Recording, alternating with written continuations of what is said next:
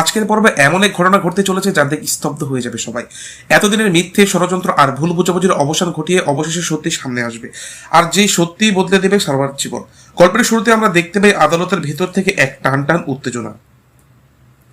চারপাশে নিস্তব্ধতা, সবাই অপেক্ষা করছে বিচারকের সিদ্ধান্তের জন্য।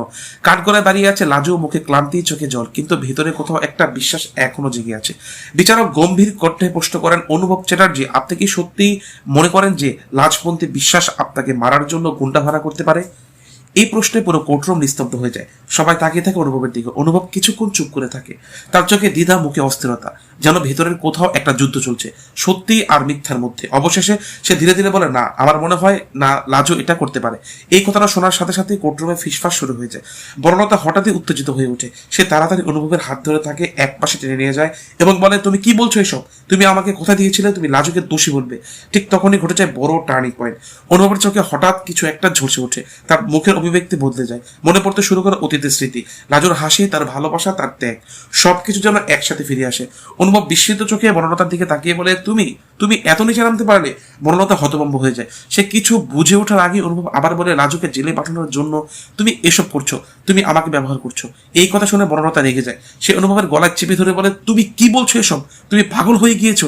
আর ঠিক তখনই ঠাস একটা জোরে থাপ্পড় পরে বনলতার গালে। পুরো কোর্টরুম স্তব্ধ।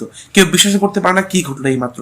অনুভব রাগে কাঁপতে কাঁপতে বলে, একদম চুপ, আর একটা কথাও বলবে না তুমি। বনলতা হতবাক হয়ে যায়, তার চোখে জল এসে যায়, কিন্তু সে কিছু বলতে পারে না। এই সময় লাজু দৌড়ে এসে দাঁড়ায়। সে সবকিছু দেখে অবাক। অনুভব তার দিকে এগিয়ে যায়, তার চোখে অনুশোচনা, কণ্ঠে কাঁপন। সে বলে, লাজু, আমি তো খুব বড় ভুল করেছি, তোমাকে ভুল বুঝেছিলাম, আমাকে ক্ষমা করে দাও। এই কথা শুনে লাজুর চোখে ভরে যায় জলে, কিন্তু সে কিছু বলতে পারে না।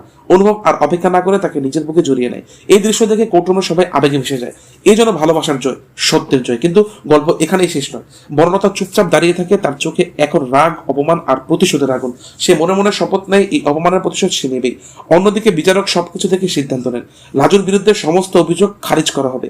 এই ঘোষণায় লাজু সম্পূর্ণ নির্দোষ প্রমাণিত হয়। কোর্টরুমে আনন্দের হাওয়া বয়ে যায়, কিন্তু বাইরে অপেক্ষা করছে নতুন ঝড়। বাড়িতে ফিরে অনুভব সিদ্ধান্ত নেয় সে সব সত্যি সবার সামনে প্রকাশ করবে। কিন্তু বর্ণনা থেকে এত সহজে হাল ছাড়বে নাকি সে আরো বড় কোনো ষড়যন্ত্র পরিকল্পনা করছে? লাজু আর অনুভবের এই নতুন শুরু তা কি ঠিকবে, নাকি আবারও ভেঙে যাবে ভুল বোঝাবুঝির কারণে? পরবর্তী পর্বে এই সমস্ত প্রশ্নের উত্তর মিলবে। তো বন্ধুরা, তোমাদেরকে কি মনে হচ্ছে? অনুভবের এই সিদ্ধান্ত কি ঠিক? বর্ণনার থেকে সত্যিই থেমে যাবে নাকি আরো বড় কিছু ঘটতে চলেছে? কমেন্টে অবশ্যই জানাও। আর এমনই প্রতিদিনের নতুন আপডেট সবার আগে পেতে এখনই ভিডিওটিতে লাইক দিয়ে চ্যানেলটি সাবস্ক্রাইব করে রাখো। ধন্যবাদ।